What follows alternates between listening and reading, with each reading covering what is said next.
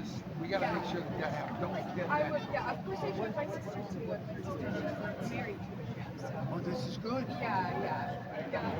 Yeah, that was Yeah, yeah, but Picture decided to Beverly Hills, which is Hollywood, Spirit to Marketing. Same thing as Picture, two big budgets, like 100 for. Film journalist. Uh, I've been covering movies for so long I don't even want to count it anymore. But years and years ago, I saw this film called The Devil's Backbone, and I didn't know much about the filmmaker. I knew he had made like Mimic and things like that. Man, I just love The Devil's Backbone, and I had an opportunity to talk to this young, dashing filmmaker. I was invited to. Do you guys know where the Cheesecake Factory is in Sherman Oaks? I live down the street. Yeah. Not exactly like a temple to cinema, the Sherman Oaks Gallery. There he is.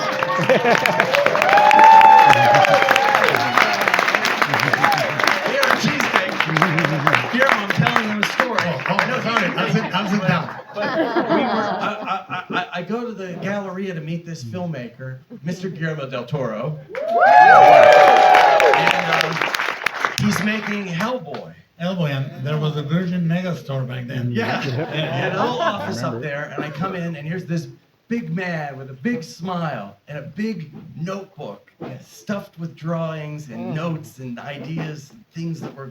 It was like the book was magical, and it was channeling into the edit you were making, and you were showing me scenes from the film, and I was so excited to see more, but there wasn't more because you were in the midst of making it, and that's when I fell in love with Guillermo Del Toro. Yeah. His storytelling, his love, his passion. And I paid for the check. We didn't have cheesecake. We were just upstairs.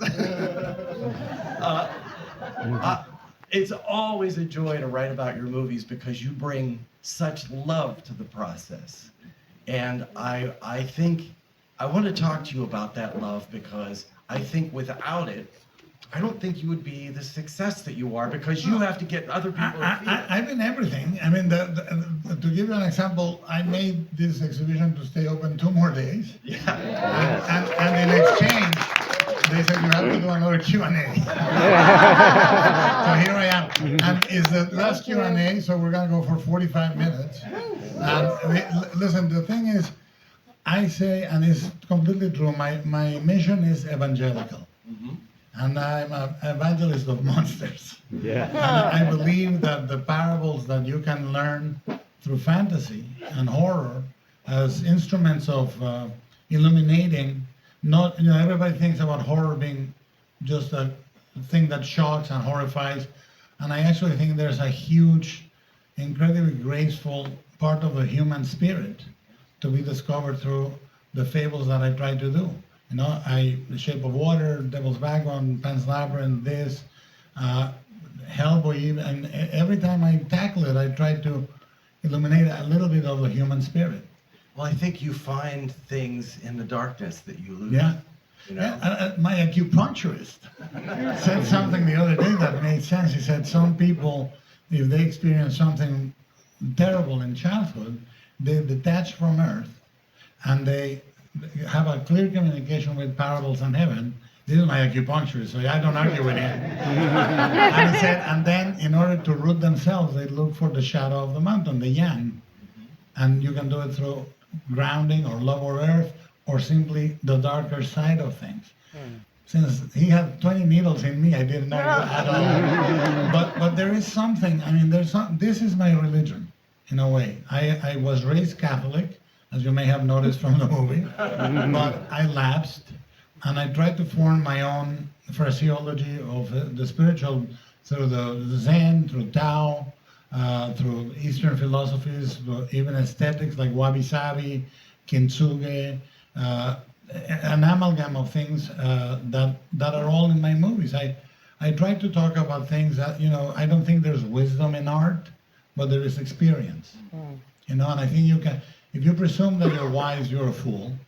But if you presume that you're experienced, you are noting the time.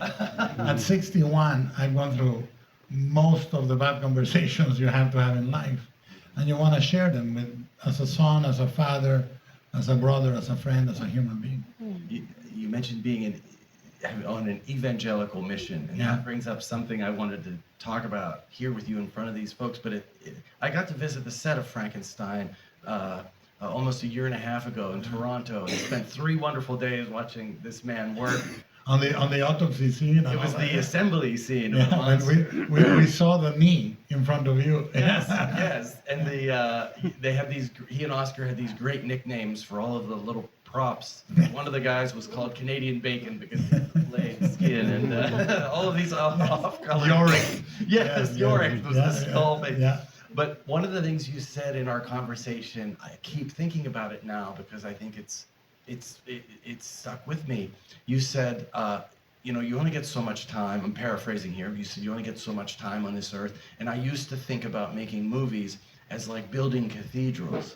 But sometimes now I think it's more like building 7-Eleven. Yes. I think there is, when people worry about the size of the screen, I worry about the size of the ideas. That's what makes cinema cinema. Not if you have to hire a babysitter and buy popcorn. It's the size of the idea, the size of the emotion, and the risks you take. That is cinema. And it would be completely hypocritical for me to say the only way. I experienced most of the classics on Channel 6 in my hometown. So how can I say, well, the only way is it the greatest way? 100%. Collective cinema, 100%. But I do fight very much for one thing. If my movies become or not a moment in time, that I cannot control. But the people that are touched by the movies are touched at a molecular level.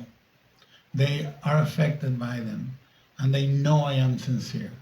And sincerity is important, but to be absolutely exposed emotionally and not be afraid of that.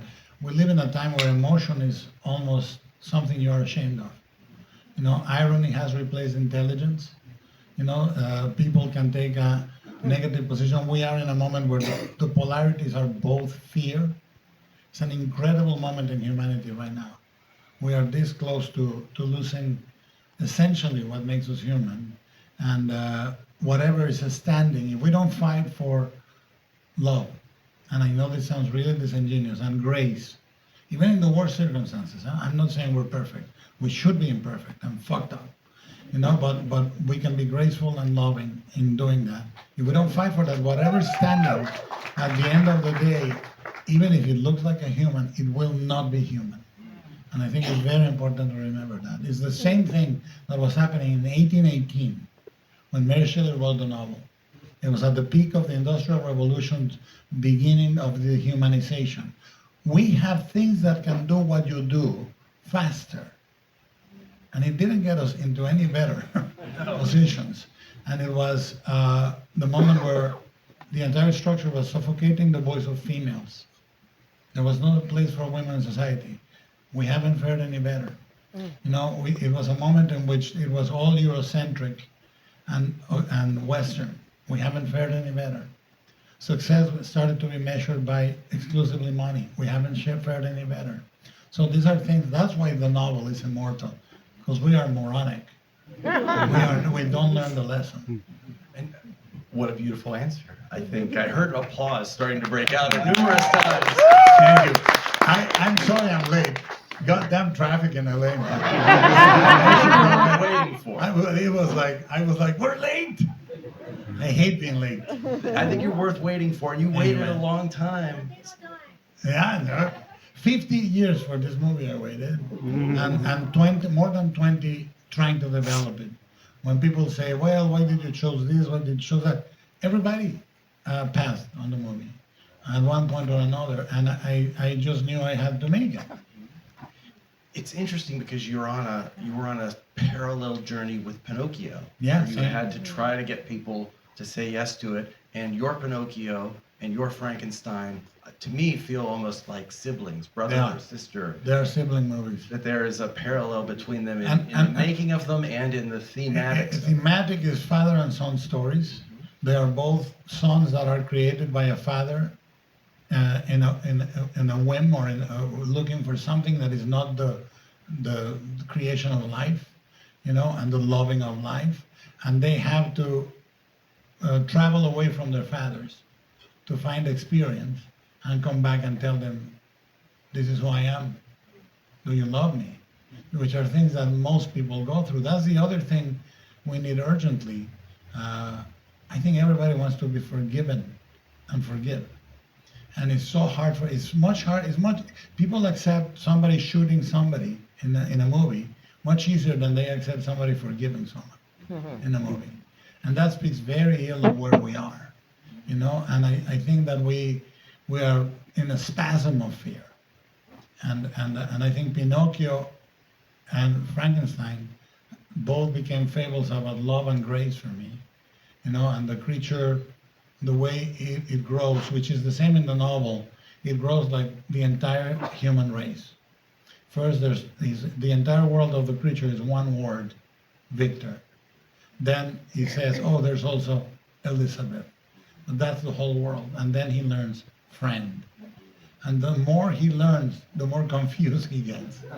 Because words divide us. God makes the world and the devil puts it names. So we can be confused and we can call each other things we are not. Because we're not that, we're everything else. And I think the creature needs to go through being loving with those that love him, be brutal with those that are brutal with him, and then at the end he's loving and frees those that were brutal to him. And then he stands alone in the grace of the Son. And I think this is very moving for me. And I think that Pinocchio ends exactly the same way. A father in a deathbed and Pinocchio wandering into the sun. And it's the same way it ends with Kronos, my first movie. A dying guy and the sun rising. so I'm pretty goddamn repetitive, I guess. That notion of forgiveness and learning, they're entwined, aren't they? You can't have learning without forgiveness, even if we're not talking morality. If you're learning piano and you hit wrong notes, you need a teacher who says, that's okay, just do it again. Both Pinocchio and Frankenstein's monster, the creature, they are these sons who are born and the father somewhat expects them to know. Or to be different, or to be something else. Or expects them to know what to do, and they have to figure it out and make mistakes along the way. And what they learn is it's okay to forgive people. Am I reading? Yeah, no, listen, fatherhood is the most ill-qualified profession in the entire world. You need a license and lessons to operate heavy machinery. To be a father, you need 2 beers. Oh yeah, sure. Why not? It's Saturday, And the reality is that a lot of fathers and mothers, parenthood sometimes makes the child an accessory that makes them look good or makes them look bad. And that's not at all what it is. I think children are 2 things, or the metaphor of who we are, and they're here to save us. It's the one chance we have to rescue ourselves. And is an immense lesson, which for me I learned as a child, as the son of my father, and then I learned as a father when I realized at age 40-something that I was my dad. I looked in the mirror and I said, there he is, and I'm repeating mistakes that were made, not mortal ones, but you can be omission, absence, whatever you want, and you try to gather that. And Pinocchio, I think, is the original tale of Pinocchio is Pinocchio has to be well behaved in order to become a real boy. And I said, well, Pinocchio has to disobey in order to be a real human, because we are human because we say no. Not because we say yes. It's because we say no. We say no to program. To things to say no, it doesn't feel right. I don't think that's right. So I'm going to say no. And then Geppetto has to learn to be a real father, because that's the real lesson. It's not the boy that needs to learn. So I believe in these things, and I put them in the movie because I think that I was talking to a director friend this morning. I was making tortillas, and we were having a coffee, and we had tortillas and coffee and salsa, and he said, well, what we do, and he's a very articulate and great filmmaker. He says, do you think what we do makes a difference? And Steven Soderbergh very eloquently said, if the entire canon of Shakespeare hasn't changed humanity for the better, what the hell am I doing? And I think, yes, no movie changes the world, but movies have saved my They life. can change us. They can change us, quantifiably, little by little. I can tell you Frank Capra has saved my life. Preston Sturges has saved my life. You know, I laid on the grass looking at the sky when I saw Close Encounters, and I understood there was something much larger than me. And that humility led to spirituality. So I do think art is important. Movies are important. And we live in a moment in which we are told they're not. Don't believe it. Don't believe it, because they want to take them away from us. Your movie changed me. Frankenstein, it had a deep impact on me when I saw it, and I want to talk to you about my favorite scene in the movie is when Victor is raging. Victor, Victor, Victor, all he says is Victor. And she tells him, well, that's the word that must represent the thing that means the most to him. I know I'm not quoting your movie correctly, but that stuck with me because I am a father and my children are now teenagers, and you get angry and you have frustration and friction. But if you do what he does, which is lash out and get angry when when the creature doesn't learn fast enough, all you do is push them away and teach them the wrong thing. And I wanted to ask you about the creation of that scene. How did you find that moment of him being angry that hearing his own name repeated? And how you realized that's what the creature loves? Well, what I think, look, the way we constructed the screenplay, I constructed it because I wanted Victor to end his quest when the creature begins his life. It's irreconcilable. Victor got to the end of his quest, and the creature is curious about everything. And that happens with parenthood. Everybody says, do you want a baby? We all want a baby. The real question is, do you want a teenager? and the real question is, do you want a 30-year-old that is going to ask you for a loan over and over again? And if the answer is yes, you may be prepared, first of all. But of course we want babies. And I think that's the trap. The trap is when not only a body is born, is a will. And in my experience, most people process teenage years by saying, well, they're going through a difficult phase. No, you know what they're going through? An awakening where they see your blood, and for the only time in their lives, they're going to be able to call it. You sound like my daughter, right? Yeah. Well, I hesitate to say that she's right, but she may be right. She might be. And if you do a radical act and listen, it really is very, very good. That's what your movie gave me, Yeah. is this notion that he needs to stop and listen and realize what the creature is saying to him. And the 3 beats or 4 beats on the screenplay are very simple. My name is Victor Frankenstein. My father gave me that name. Do you know what it means? He says, the winner, the conqueror. He says, yes, right? So that name had no meaning for him, and he tells it like that. Then, Victor, Victor, Victor, why you call everything Victor? And then at the end he says, can you say my name one more time? Wow. The way you said it on the beginning, when it meant the world to you. And that's the difference, And I think that's very, very moving. But you have to do it in 3 beats. The Aristotelian structure tells you things have to come in 3 beats. There's a great example of that in the movie Bridge of Spies.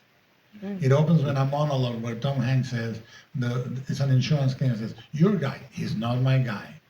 And then later, your guy, he's not my guy. And then he takes the claim and says, where is my guy? Yeah. And it's so beautiful to see that transition. So when we construct a structure in a screenplay, it has to be invisible to you. But for us, it's the structure of a building. It's clockwork. We are making every gear click in a certain way to provoke an emotion.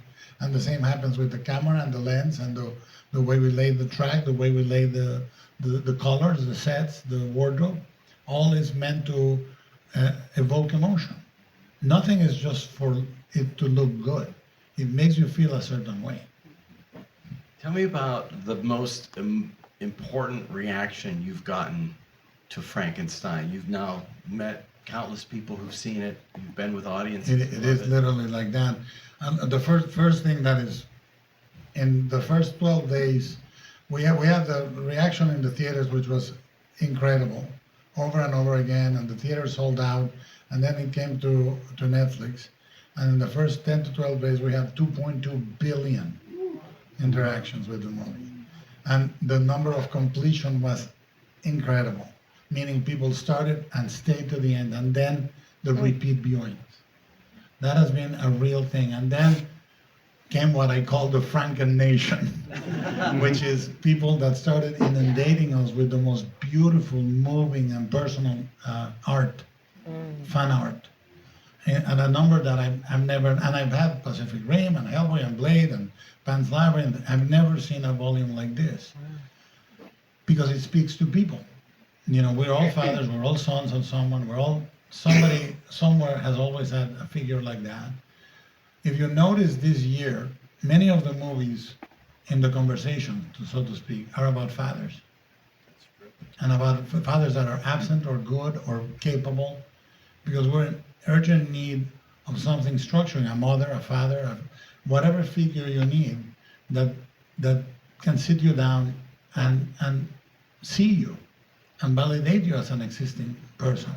Because I think that it doesn't have to be just a father the traditional way. It can be a mother figure, or Idris Elba as the president. Yeah. I would vote for him in a House of Dynamite in a second. You know, but because we are about to disintegrate a society, and the zeitgeist is asking for these figures.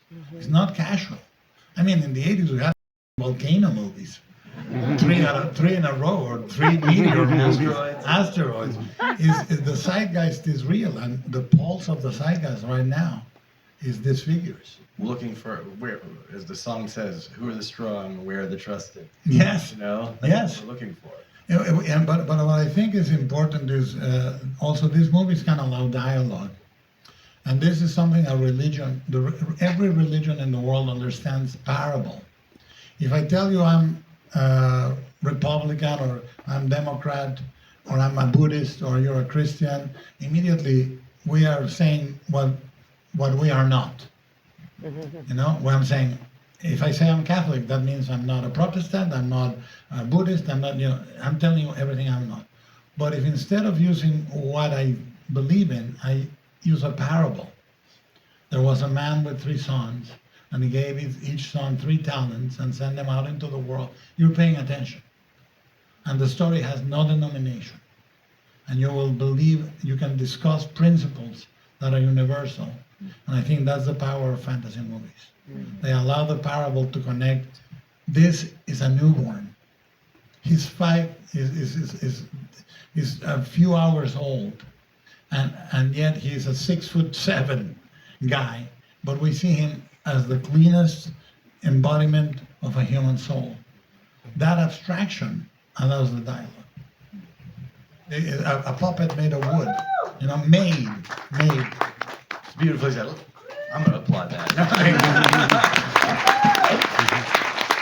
It's a good thing you found the movies as a passion, because if you ever decided to lead a cult, very There's successful. Kool-Aid in the lobby for everyone. No, you know, I think that the difference, like this morning I was making tortillas. I make them from scratch. I think that, you know, when I talk to my kids, and, you know, we went through the teenage years, I asked forgiveness, I listened, and we are, I think, very good friends now.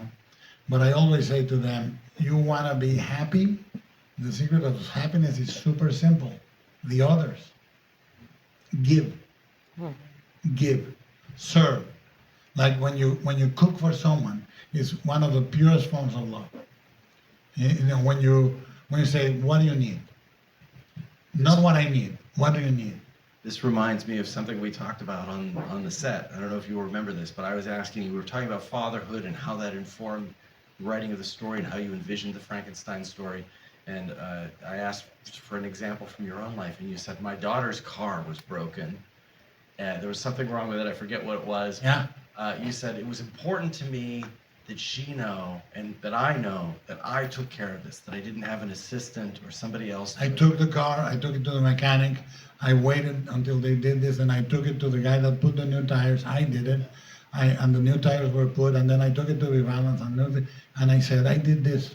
I think No that's one else. a beautiful example of how something mundane from everyday life, Yeah. going to the mechanic, can inspire an epic fantasy. If Story. you are, I mean, you know what would save humanity? One generation of kids raised with love.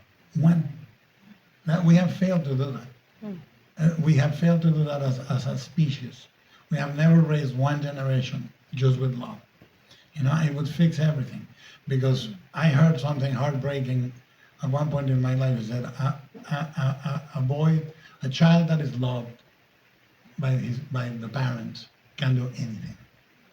And it's true. We most of us are broken in the first 7 years of our life and spend the rest of our life mending it and trying to fix it. And at the end, you know, that's why I did Pacific Rim.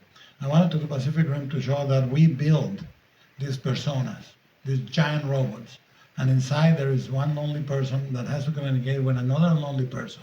And inside that lonely person is a little kid. So that's why if you saw the movie, it's a girl running with a shoe in her hand in the middle of a destruction of a city. That's who operates this machine. When I see Mike Tyson, I say, how scared must that child inside be to have to create Mike Tyson to exist in the world? And that's, I think, if you see these vulnerabilities, they're incredibly illuminating of the human condition. Given the years you spent dreaming about this project and the work you put in just to get it started, can you share with us a day on set that was just pure joy? Yeah. Fun, fun, fun. Most days. Most days. Most days. I mean, I would say, you know, there were things that were going different than I thought, because we prepped for 9 months this movie, and then whenever anything was going wrong, I said, why is it going wrong? What can I do with it to make it work in my benefit? Because I think it's the movie talking to you. No, you don't need that. You need this, you know. But I can say that every actor was a joy. Every actor was a joy. You know, Jacob, we printed every 2 takes, print. If it was a third one, it was a mechanical needle. He was the creature. Oscar and I, we're brothers. Really, he's my brother. I will call him drunk after midnight. I don't care. Like Beers. 2 beers. Yeah. No. It's Saturday. No, you know, it was really, really very, very deep. And Mia, if something is not real, she cannot do it. So everything you see when she looks at him, when the way she looks at him, is what makes him alive. You know, and that's a miracle. You know, I think an actor, that's why, you know, when people talk about, you know, AI, you know, when people talk about things like that, it's human. You know, it's humans touching humans and sharing an experience. And the way she looks at him, that's the great moment. And that's not me. That's not the position of the camera. That's the actors. So every day I came in saying, how can I make people love this set piece? And how can we experience it together so that you have never seen the putting together of the body in any movie the way it is in this movie. You have never seen the creature truly feel like it's new. How can I make it really sure? How can I make, etc., etc. Every day was a joy. And then I have the most massive postpartum depression. Massive, but that's good. I think that the artists go to the edge. And when you reach the real edge, you have to rephrase your life. And that's where I am right now. I love this exhibit because I think it allows the audience to get up close to what we see on screen. The screen presents it as it needs to be seen As a story. accomplished fate, yeah. But seeing the costumes up close and the artistry of the production design. What I noticed when I visited your set, I've been on a lot of movie sets, and they're always interesting and exciting, but they're not always happy places. And I felt like even when things, I'm sure you had days that were stressful, Oh, yeah. where things didn't work out, but I think your joy and the love that you have for the story, you have surrounded yourself with other artists from the crew, from your production team to the actors who share that. If they didn't share that, they might, I think it would be harder to make. During the making of that assembly scene, Guillermo said, we're using real ice, these big clear slabs of ice, because he wanted it to melt and you wanted to shoot through some of the ice. Most crew would say, up yours, man.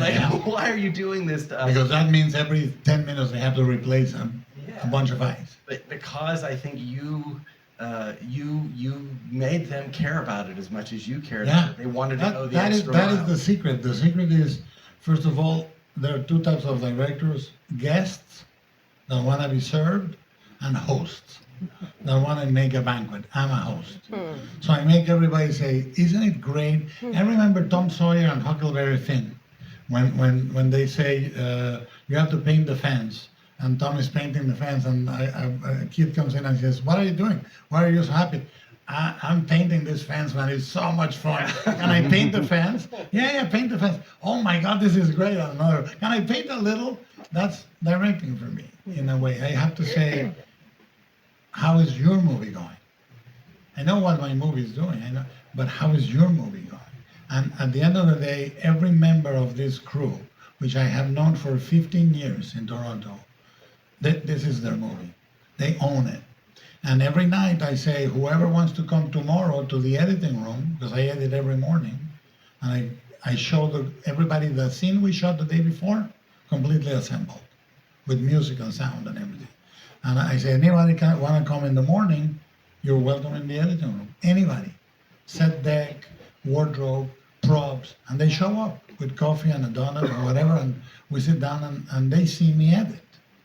Because I want them to know what I'm doing. I want them to know why I wanted 20 takes or 3 takes. Because then you're leading with a gentle, now they know better than try to screw with me. Because I'm also very firm. I say, you think I wouldn't notice that? Go fix it. And I'm very, very strict with that. But I think that's structural. It's not a point of arrogance, it's not a point of ego, it's structural. One of my favorite things about visiting your set was when Tamara Deverell was showing me around to the various locations she built. They feel like locations because they're in sound stages, but they feel gigantic, 160 degrees. And we were on inside a sound stage on top of the tower that's atop the water tower, the laboratory. And she was showing me some of the aging details of it. And she said, Guillermo paints models on the weekend. And while we were working on this, he came in with his own paints and had specific, can you tell us what was it, the specific color you wanted? I have a paint for that. Well, if you see the Archangel in the exhibit, I painted that. Because I didn't like the paint job. But the machine that extends, I came in with a thing that is a wax silver, and I scuffed it, so it would be dented. Because when you scuff a black piece of iron, the silver comes off. So I scuffed that machine with my paints, and we were touring the tower, and I said, you know what we don't have, Tamara? And she says, what? I say, through the cracks on the floor, there should be herbs. There should be grass. Because when you leave a building for a long time, nature takes over. So we planted all the grass by hand. But if you have to come in and say, not how it looks. Is there something that makes it an idea? That's bad. If it's something that makes it real, it's good. You know, like I can say, I want the Medusa for 3 reasons. One, it was used in water towers in the north of Africa as a symbol of water for the cisterns and so forth. So historically, it's a good monster to have. 2, is a misinterpreted monster that is really a victim in many ways. So I want that. And the 3rd is the only creature killed by a mirror. And in the movie, thematically, the circle and the mirror are motives that are repeated over and over again to represent the creature being a reflection of Victor, them existing together in the same mirror. So all the, but it looks good though. But this is what I say, we don't make eye candy, we make eye protein. We tell the story through images and through sounds. So that's this type of thing. I hate to keep quoting you back at you, but these interviews meant so much to me because you said something that another thing I love was you said, I'm an archaeologist who builds his own ruins. Yes. It's true. And I must say that is the essence of the Romantic movement and the essence of Gothic romance in literature. The fascination with the Gothic romance came out of the engravings of an Italian magnificent engraver called Giovanni Battista Piranesi. And he, back when people couldn't travel, Piranesi would do these beautiful sketches of the ruins in Italy, for example, a Colosseum abandoned. And you had such grandeur, a person this big and a Colosseum overtaken by moss and earth, and people dreamt of these things. And out of that came an antiquarian fascination with decay. And Gothic romance, the first novel that is a Gothic romance is The Castle of Otranto by Horace Walpole. And it came from the fascination with the ruins. And the entire movement of the Romantics is the fascination with the decay, the marriage of love and death. That is romantic. People think romantic is Fabio carrying a woman in an airport novel. No, romantic. These guys were hardcore, and they were iconoclasts. They were going against the good society in England. It's a really interesting movement, and understanding it, you understand why the ruins are important. I used to talk, a friend of mine said to me, why do you put autopsies on your movies? I said, because if it's dead, it was alive. And that's the easiest way for people to believe in a monster. If it's dead, it was alive. And I think it's sort of the same spirit. I think that's fascinating because it also connects as a bridge back to this notion of fathers and children, parents and children, let's say. That we have this one life, and then we create another, and we try to shepherd it along in a good way.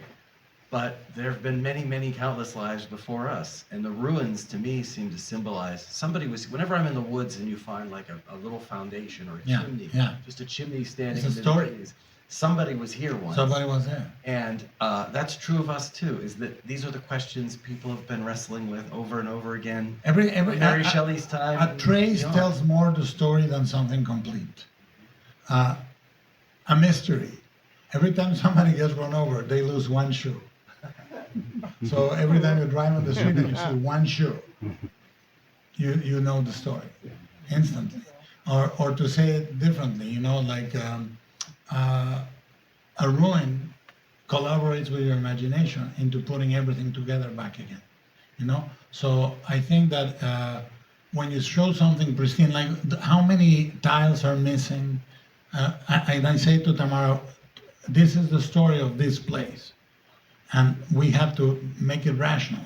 This is why the tower looks like this is a cistern, right? And they were siphoning the water from the lake through that opening. So we have to put pumps on both sides, and the pumps are there. And then we have to see plaques where they remove the pumps, and not all the pumps are there, because that absence means there was a presence. So if it's dead, there was alive. If there's a stain in the shape of a machine, there was a machine there. So you have to have the notion of intelligent sense of storytelling in design, and then this water, then the hole in the pump in the tower is to siphon all that water from the lake, and that's why it's on a cliff, etc., etc., etc. Your interest in ruins, does that does that also factor into, or tell me how you think it changes the way we operate? What we think differently, we behave differently when we realize we're only custodians of this moment. We're here now. That's Others it. were here before. Absolutely. We have to leave it in some way. Yeah. It's better. If you guys are curious about, there's a great book called Wabi Sabi for Artists. And Wabi Sabi is a discipline in Japan that celebrates the beauty of the imperfect and the impermanent, right? One of its disciplines is called kintsugi. But Wabi Sabi, for example, in the history of film, you can see that up to even with Kubrick, up to George Lucas in Star Wars, all the future was pristine. You see 2001, all the suits are pristine, all the machines are pristine. And Lucas came in and said, I want oxide, I want decay, I want things to be broken, things badly repaired. And that instantly made it real. That's Wabi Sabi. Because Wabi Sabi says it ennobles the object to have a dent. So I did it on Pacific Rim. They're dented and scratched, scrubbed, badly repaired, because it tells a story. And one of those branches of that is called kintsugi. In the Middle Ages, all the tea sets in Japan came from China, and they were sent back to China to be repaired. So they were very, very expensive pottery. If you broke a cup, you send it back, and then the Chinese repaired it with these staples. And it came back, and it was imperfect, but it was not graceful. So the Japanese invented this mixture of lacquer and gold. And when something broke, they would profile that breaking, and they would put the cup together, and now it was more precious because it had been broken. Now it had a history with you. You could tell the story. This cup was mine, and one day I got drunk with Oscar Isaac, and it fell and it broke, and I put it together. It was the beauty of a scar, so to speak, you know. And I think that dictates if you are only on the Western values of beauty, you are very, very narrow, and when your vocabulary becomes very limited. So a lot of this philosophy is the mixture of the romantic ruins and the Wabi Sabi. And that's why I say to young filmmakers, the larger your visual vocabulary and the more it comes from things that are not cinema only, the better. And that's, again, I'm going to go back to my old faux AI. AI can only permutate what has already been done. It cannot come with a new idea. So it'll get you to mediocrity super fast. And then, because it's so fast, and you did it, it feels good. But all those steps you didn't take, you didn't learn. And you're permutating things that come from one source. If they get all the information from one source, but if you read architecture and you read about painting and you know the painters and you know why each school of painting changed the one before and how it changed and how it happened. If you know that oil comes from the Flemish, it comes in the Renaissance. And the reason we have Impressionism and modern painting is because of two inventions: paint on a tube and a flat brush. And if you know why, and making a canvas portable. So was it the camera also an inspiration? Yes, because yes. now we can capture the hillside. Absolutely, without any effort. Something different. Exactly. The moment the duty of painting was not to capture realism, then Impressionism, symbolism, are birthed at the same time. One tries to capture the light and the moment, and the other one tries to capture the symbolic existence of that thing that is impossible in a realistic painting, and et cetera, et cetera. But the conversation with the images become a lot more cultural and a lot more interesting to you and the audience, the more your sources are varied. We're near the end of our time. We could go longer, but I wanted to go back to the thing you said about kintsugi and the gold lacquer that would. We've all seen that kind of imagery. He is kintsugi. Well, I was going to say, Yeah. did that inspire the look of your monster? Because to me, he looks like a marble statue carved by Michelangelo, shattered by a bomb, and fused back together. Yeah, so Mike Hill is a genius designer, And I think that if you see the head has a little bit of influence of the phrenology manuals from the 1800s, and then the body, if you write on your Google Saint Bartholomew statue in Rome, there's an alabaster statue of the flayed saint that was a big influence on the look of the body. And the idea is that Mike coded the colors so that you get the sense his skull, every patch on the skull has a different hair color. So the patch here has a white streak because it was a dead soldier in his 60s, and the patch over here is brown, and the patch over here is black, and so on and so forth. So Mike is everybody in this movie is at the top of their craft, and that because what we want to offer you is an opera, something that you go and you get your best suit and you sit down and the orchestra starts playing and you see our best effort. I think you feel the human craft, and the expo here is because we have broken the tacit agreement with images.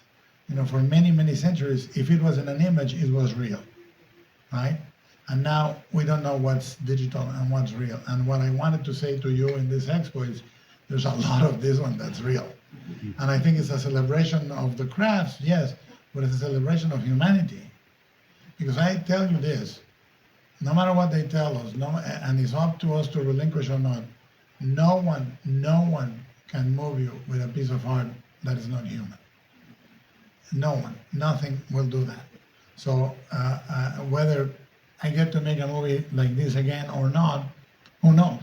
I think it's the last of the Mohicans because most people go to shoot in an LED screen and everything is digital and all that. I believe in if you feel that hundreds of people build this, hundreds of people. That's what ruins are. Something That people made.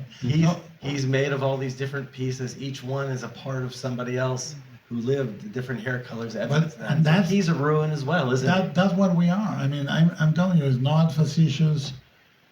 We all, if you go to your fears at age 40, 30, 20, 50, they're the same fears you had as a kid. You know, you can fear being abandoned. No one can abandon a 40-year-old. You're gonna find your way to somewhere. You are not lost, but you can abandon a 5-year-old and they have no money, no sense of orientation, no map, no geography. That fear can only come from back then. So what we are things that were broken and put together. We put ourselves together. I did it through stories. Some other people do it through politics. Some other do it through religion. Some other people do it through a love story. Who knows? When you try to patch yourself into a complete human being, and the lines are there. And that's what makes us beautiful, those scars. Beautiful way to end. Thank you. Thank you. Thank you very much. He's an archaeologist, a cathedral maker, philosopher. Tell your friends Del Toro.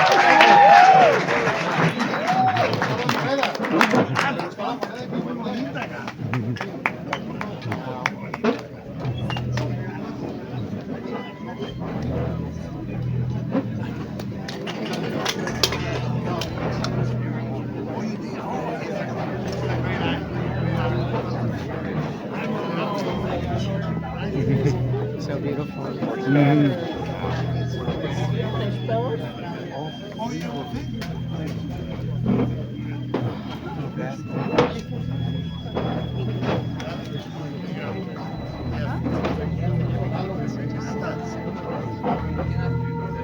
Yes, please.